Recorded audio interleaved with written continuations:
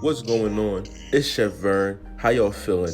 I'm gonna be showing y'all how to make chili cheese nachos from scratch. Gather your mise en place. Saute onions, garlic, add your ground beef and your Italian sausage, and go ahead and season that thing. Like, stop playing with it, season it.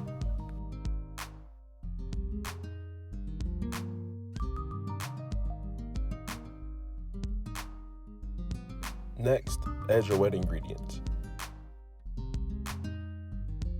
I added my kidney beans last because I was making those fresh. The cheesiest of cheese sauces. Sweat some onions in butter, add flour to make you a roux. Add half the milk to thicken and continue to thin out with more milk and heavy cream if needed. I mean, don't be stingy with the cheese. I need it! More cheese? The chili is almost complete, and the last thing we need is them chips, my boy.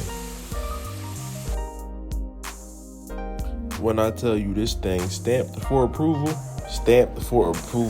hit every taste bud in my mouth. Banging.